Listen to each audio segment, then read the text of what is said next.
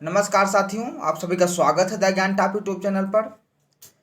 मेरे प्रिय साथियों, आज क्लास थोड़ा लेट हो गया है किसी कारणवश, और रेगुलर क्लास 7 बजे आपको मिलती रहेगी, लेकिन आज किसी व्यक्तिगत कारण की वजह से क्लास लेट हो गया है। यूपीएजीटीए के लिए हम इम्पॉर्टेंट क्वेश्चन लेके आए हैं, जो एग्ज़ाम में सेम क्वेश्चन उसी तरीके से आएगा। एक छोटे से मोटिवेशन से अपनी क्लास की शुरुआत करते हैं। आँखों में मंजिलें थीं, आँखों में मंजिलें थी, गिरे और संभलते रहे। आंधियों में क्या दम था दोस्तों, चिराग हवा में फिर भी जलते रहे। आप सभी अगर संघर्ष करोगे, अगर पढ़ाई करोगे तो सफलता अवश्य मिलेगी, कोई रोक नहीं सकता है। चाहे जितनी तेज हवाएं हों, लेकिन चिराग को बुझा नहीं सकती हैं। कल हमने आपको एक क्वेश्चन दिया था, पूसा सुगंधा 5 किसकी किस्म है। तो मेरे प्यारे साथियों, आप लोगों ने करेक्ट आंसर दिया था, धान की फसल है, और सभी मेरे साथी ने सही आंसर दिया था लगभग। अब हम बढ़ते हैं पहले क्वेश्चन की ओर। पहला क्वेश्चन है, विश्व में सर्वाधिक फल उत्पादन करने वाला देश। विश्व में सर्वाधिक फल उत्पादन करने वाला कौन सा देश है मेरे साथियों? बिल्कुल सही उत्तर आप लोग दे रहे हैं, चीन। चीन विश्व में सर्वाधिक फल उत्पादन करता है। और दूसरे नंबर पे कौन आता है? तो दूसरे नंबर पे इंडिया आता है। फल उत्पादन में दूसरे नंबर पे इंडिया आता है। तीसरे नंबर पे ब्राज़ील आता है,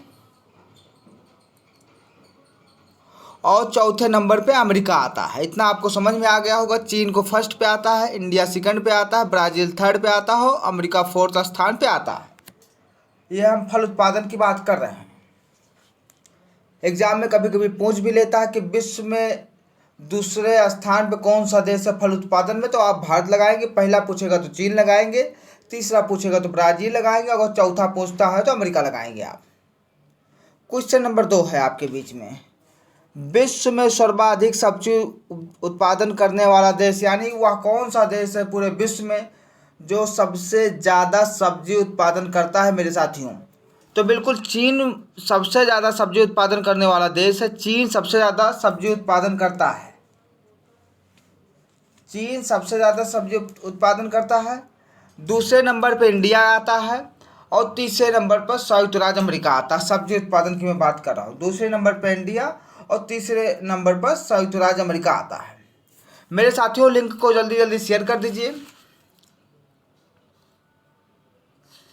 निम्नलिखित में किस फसल में विश्व में सर्वाधिक उत्पादन किया जाता है? निम्नलिखित का मतलब होता है कि जो 4 पे विकल्प दिया गया है उसमें से सर्वाधिक उत्पादन होता है। तो किसका होता है आप सभी बताइए। आम का बिल्कुल नहीं, टमाटर का बिल्कुल नहीं, आलू का होता है। जितना विकल्प दिया गया है चारों में, इसमें सर्वाधिक उत्पादन आलू का होता है। अगर बात करें कि विश्व में, अगर यहाँ विश्व की बात कर लेता है कि विश्व में सर्वाधिक उत्पादन किस फसल का होता है, तब पहले पर आपका गन्ना आएगा, दूसरे पर मक्का आएगा, तीसरे पर धान आएगा, चौथे पर गेहूं आएगा, और पांचवें पे आलू आएगा। इतना आपको समझ में आ गया होगा। मेरे साथियों, वीडियो को लाइक कर दीजिए। निम्नलिखित में किस सब्जी में सर्वाधिक कैल्शियम पाया जाता है? निम्नलिखित का मतलब होता है उन चारों विकल्पों में आपको बताना है कि सर्वाधिक कैल्शियम पाया जाता है। तो किस में पाया जाता है मेरे साथियों? आप लोग जल्दी जल्दी कमेंट करके बताइए, किस में पाया जाता है मेरे साथियों?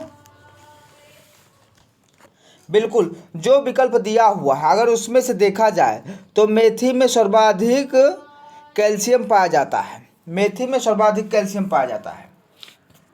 अगर सबसे प्रचुर मात्रा में देखा जाए, मेरे साथियों, तो पहले नंबर पे आता है करी पत्तियाँ, जिसमें 100 ग्राम में 813 मिलीग्राम कैल्शियम पाया जाता है। कितना पाया जाता है? 813 मिलीग्राम कैल्शियम पाया जाता है। दूसरे नंबर पे आता है चौलाई, जिसमें 100 ग्राम में 395 मिलीग्राम कैल्शियम पाया जाता है। और तीसरे नंबर पे आती है मेथी की पत्तियाँ, जिसमें 360 ग्राम में 100 ग्राम में 360 मिलीग्राम कैल्शियम पाया जाता है। लेकिन विकल्प में केवल कैल्शियम की मात्रा पूछा गया, तो इन्हीं विकल्पों में से बताना है। तो क्या हो जाएगा मेरे साथियों? मेथी हो जाएगा, बिल्कुल मेथी हो जाएगा। अब हम आगे बढ़ते हैं। फलों की जेली बनाने के लिए सामान्यतः किस अम्ल का उपयोग किया जाता है? मेरे साथियों सही आंसर दीजिएगा कमेंट बॉक्स में। मेरे साथियों, मेरे भाइयों, बिल्कुल साइट्रिक अम्ल। क्या? साइट्रिक अम्ल। मेरे साथियों इसका करेक्ट आंसर हो जाएगा साइट्रिक अम्ल। जैम व जेली बनाने के लिए अलग से साइट्रिक अम्ल का इस्तेमाल किया जाता है। इस पॉइंट को आप नोट करिए। जेली जो होती है ऐसे फल से तैयार की जाती है जिसमें पेक्टिन व अम्ल की मात्रा प्रचुर हो। और पेक्टिन और अम्ल की मात्रा किन फसलों में प्रचुर होती है?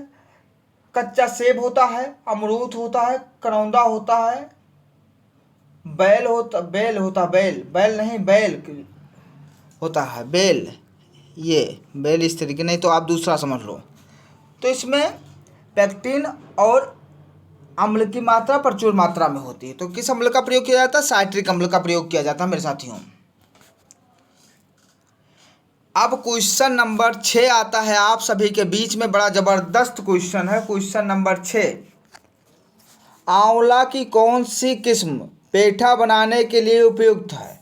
तो नरेंद्र आंवला 9 यानी विकल्प नंबर सी सही हो जाएगा। यह किस्म कहाँ से विकसित की गई मेरे साथियों? नरेंद्र देव कृषि विश्वविद्यालय अयोध्या से। कहाँ से? नरेंद्र देव कृषि विश्वविद्यालय अयोध्या से। अयोध्या मैं इसलिए बोल रहा हूँ क्योंकि पहले फैजाबाद जिला था, अब अयोध्या जिला है। द्वारा बनारसी किस्म के संयोग वर्ण से हुई है। एक फल का आकार कितना होता है? 47.5 ग्राम होता। कितना होता है? 47.5 ग्राम। 47.5 ग्राम होता है मेरे साथियों।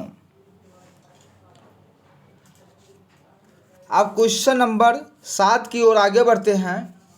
निम्नलिखित में कौन सा प्रतियोगी बाजार है? निम्नलिखित में कौन सा प्रतियोगी बाजार है? तो पूर्ण बाजार जो होगा वो प्रतियोगी बाजार होगा। पूर्ण बाजार होगा वो प्रतियोगी बाजार होगा। और अगर प्रतियोगी बाजार का हम वर्गीकरण करें, प्रतियोगी बाजार का अगर हम वर्गीकरण करें तो ये 3 हैं: पूर्ण प्रतियोगी बाजार, अपूर्ण प्रतियोगी बाजार, एकाधिकार प्रतियोगी बाजार। इतना समझ में आया मेरे साथियों, मेरे भाइयों? क्वेश्चन नंबर 8 है, जबरदस्त क्वेश्चन है। एग्जाम के दृष्टिकोण से 3 स्टार का प्रश्न है। 3 स्टार का प्रश्न है ये। किसी वस्तु का समर्थन मूल्य होता है। किसी वस्तु का समर्थन मूल्य क्या है? बताइए आप सभी। किसी वस्तु का समर्थन मूल्य क्या है? बिल्कुल वह मूल्य यानी वह न्यूनतम मूल्य जिस पर सरकार खरीदने के लिए तैयार हो। वह न्यूनतम मूल्य जिसमें सरकार खरीदने को तैयार हो वह समर्थन मूल्य कहलाता है। और हर फसल का समर्थन मूल्य, न्यूनतम समर्थन मूल्य सरकार घोषित करती है। तो जिस रेट पे गवर्नमेंट खरीदना चाहती है किसी फसल को तो उसी को समर्थन मूल्य कहते हैं। और न्यूनतम मूल्य पे खरीदने की एक राशि घोषित होती है कि इससे कम नहीं खरीदा जाएगा। विकल्प नंबर सी सही है। विकल्प नंबर सी सही है मेरे साथियों। क्वेश्चन नंबर 8 है, गिफेन वस्तु का संबोधन होता है। गिफेन वस्तु का संबोधन होता है। आप सभी आंसर दीजिए। बिल्कुल सही आंसर दे रहे हैं मेरे साथियों। निम्न कोट की वस्तुएं, विकल्प नंबर सी सही है। गिफिन वस्तुएं निम्न कोट की वस्तुएं होती हैं। आप सबको पता चला, जो गिफिन की वस्तुएं होती हैं निम्न कोट की वस्तुएं होती हैं जिन पर उपभोक्ता अपनी आय का बड़ा भाग खर्च करता है यानी व्यय करता है। और इस पर वस्तु के मांग का नियम बिल्कुल नहीं लागू होता है, बल्कि क्या, मूल्य में वृद्धि से इनकी मांग बढ़ जाती है। यानी मूल्य में वृद्धि से इनकी मांग बढ़ जाती तथा मूल्य में कमी से मांग भी कम हो जाती है। तो इसे क्या कहते हैं? गिफेन वस्तु संबोधन होता है निम्न कोट की वस्तुएं। क्वेश्चन नंबर 10 है, अंधी गुड़ाई किस फसल में की जाती? भैया सबको पता है, सबको विद्यार्थियों को पता होना चाहिए, बहुत ज़्यादा पूछा जाने वाला क्वेश्चन और सभी को मालूम है। गन्ने में अंधी गुड़ाई का प्रयोग किया जाता है। क्यों किया जाता है? खरपतवार के नियंत्रण के लिए अंधी गुड़ाई का प्रयोग किया जाता है मेरे साथियों। क्वेश्चन नंबर 11 है। क्वेश्चन नंबर 11 आप लोगों के बीच में है। आनुवांशिकी संरचना में परिवर्तन करके बनाई गई पहली फसल जिससे भारत में व्यापारिक स्तर पर खेती के लिए उपयोग किया गया। समझे आप? आनुवांशिकी संरचना में परिवर्तन करके बनाई गई पहली फसल जिसे भारत में व्यापारिक स्तर पर खेती के लिए उपयोग किया गया। मेरे साथियों, इसका आंसर आप सभी दीजिए कमेंट बॉक्स में जल्दी जल्दी। बिल्कुल कपास सही आंसर होगा। कपास मेरे साथियों इसका सही आंसर होगा। यानी भारत देश में व्यापारिक फसल हेतु स्वीकृत एकमात्र वैरायटी कपास फसल है। इतना आपको समझ में आया? और एक बात और ये फसल जो बनाई गई थी पहली, ये गुलाबी कीटों के प्रति सहनशील है। यानी जो गुलाबी कीटें होती हैं उनके प्रति ये सहनशील है।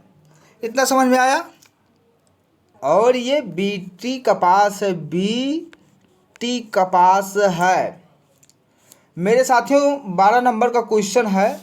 दलहनी फसल में जिसमें प्रायः मैदानी क्षेत्रों में सहजीवी नाइट्रोजन स्थिरीकरण नहीं होता है, तो किसमें नहीं होता है? फ्रेंच बीन, यानी फ्रेंच बीन में नहीं होता। किसमें नहीं होता? फ्रेंच बीन में नहीं होता है मेरे साथियों। बिल्कुल। फ्रेंच बीन का मतलब क्या होगा, समझ में आया आपको? राजमा।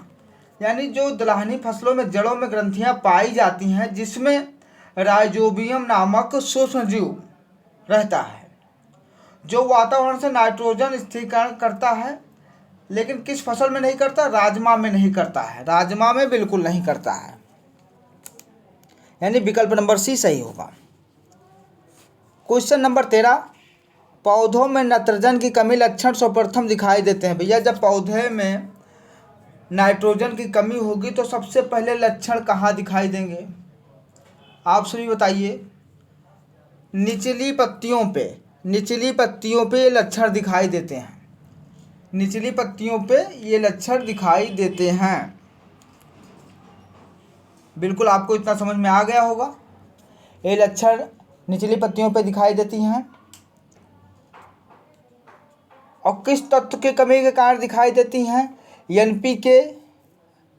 एनपीके, मैंगनीज आदि तत्वों की कमी के कारण ये लक्षण दिखाई देते हैं मेरे साथियों। बड़ा अच्छा क्वेश्चन है आप सभी के बीच में। 3 स्टार का प्रश्न है ये। 3 स्टार का प्रश्न है। टिटकल एक क्रॉस है, तो टिटकल एक क्रॉस है किसका है भैया? बिल्कुल आप सही आंसर दें। गेहूं और राई की ये क्रॉस है। गेहूं और राई की क्रॉस है। टिटकल आदमी द्वारा, मानव द्वारा निर्मित पहला धान्य है। क्या है? टिटकल जो टिटकल फसल होती, टिटकल फसल पहला मानव निर्मित धान्य फसल है जिसे भारत से निकाला गया, अपने देश से निकाला गया, और यह गेहूं और राई के क्रॉस से तैयार हुआ। गेहूं और राई से तैयार हुआ। इतना समझ में आया मेरे भाइयों? अब आता है क्वेश्चन नंबर 15। गेहूं की अच्छी प्रकार भंडारण करने के लिए उसमें न्यूनतम नमी होनी चाहिए। जब भैया गेहूं को आप स्टोर करोगे तो उसमें कितनी नमी होनी चाहिए? तो 10% से कम नमी होनी चाहिए। भैया जब गेहूं आप भंडारण करोगे मेरे भाइयों, मेरे साथियों, मेरे मित्रों, तो उसमें 10% से कम नमी होनी चाहिए। और दलहनी फसल में भंडारण के लिए 8% से कम नमी। गेहूं के लिए 10% से कम नमी और दलहनी फसल के लिए 8% से कम नमी होनी चाहिए मेरे भाइयों। अब आ जाता है सूरजमुखी की उत्पत्ति स्थान कौन सा देश है। सूरजमुखी का उत्पत्ति स्थान कौन सा देश है मेरे भाइयों। दक्षिणी यूनाइटेड स्टेट और मैक्सिको। क्या हो जाएगा, दक्षिणी यूनाइटेड स्टेट और मैक्सिको। भैया ये किस फैमिली का पौधा है, जल्दी जल्दी बताइए आप लोग। कंपोजिटी, बिल्कुल सही उत्तर दे रहे हैं, कंपोजिटी परिवार का ये पौधा है, बिल्कुल। अगर और बात की जाए, आलू की बात की जाए, तो इसका उत्पत्ति स्थान क्या है, दक्षिणी अमेरिका पेरू हो जाएगा। तंबाकू का उत्पत्ति स्थान क्या है, दक्षिणी अमेरिका हो जाएगा। तिल का उत्पत्ति स्थान क्या है, अफ्रीका और भारत हो जाएगा। तंबाकू का पूछ ले भैया फैमिली क्या है, तो सोलेनेसी हो जाएगा। आलू का फैमिली पूछ ले तो क्या हो जाएगा, सोलोनेसी हो जाएगा। इतना आपको समझ में आया होगा। यूरिया का सूत्र, रासायनिक नाम NH2, यहाँ 2 यहाँ होगा, लिखने में थोड़ी गलती हुई है, नीचे रहेगा NH2CONH2, NH2CONH2। और यूरिया में नाइट्रोजन कितना पाया जाता है, 46% नाइट्रोजन पाया जाता है मेरे साथियों। उत्तर प्रदेश के मैदानी भागों के लिए रबी बुआई हेतु मक्के की सबसे उपयुक्त प्रजाति कौन सी है भैया, तो ये कंचन होगा। क्या होगा, कंचन होगा। यानी कम अवधि में ये फसल तैयार हो जाती है, 75 से 80 दिन में तैयार हो जाती है। कहाँ से विकसित की गई, पंतनगर कृषि विश्वविद्यालय द्वारा 1882 में विकसित की गई। और इसके दाने कैसे होते, पीले दाने वाली फसल होती है। क्या समझ में आया आपको मेरे प्यारे साथियों। जबरदस्त क्वेश्चन है 19 नंबर का। 1 हेक्टेयर क्षेत्रफल रोपाई हेतु डोपेग विधि से धान की पौधे तैयार करने के लिए आवश्यक क्षेत्रफल होता है, कितना होता है, 30 से 40 वर्ग मीटर। 30 से 40 वर्ग मीटर, 30 से 40 वर्ग मीटर होता है विकल्प के अनुसार, लेकिन 30 भी दिया रहेगा तब भी सही होगा। यह विधि कहाँ से आई है सर्वप्रथम, तो भैया यह विधि फिलीपींस से आई है। कहाँ से आई है, फिलीपींस से आई है। और इस विधि में पौधों को बिना मृदा उगाते हैं, यानी ज़मीन की कोई आवश्यकता नहीं होती, मृदा की कोई आवश्यकता नहीं होती। और पौधा कितने दिन में तैयार हो जाता है मेरे साथियों, 12 से 14 दिन, 12 से 14 दिन में तैयार हो जाता है मेरे साथियों। क्वेश्चन नंबर 20 है, इसको आप कमेंट बॉक्स में उत्तर दीजिएगा। बीराकोला ऑसोक्रेट्स किस फसल का पीड़क कीट है, इसको आप लोग कमेंट बॉक्स में उत्तर दीजिएगा। और कल फिर मिलते हैं, तब तक के लिए जय हिंद, जय भारत, वंदे मातरम।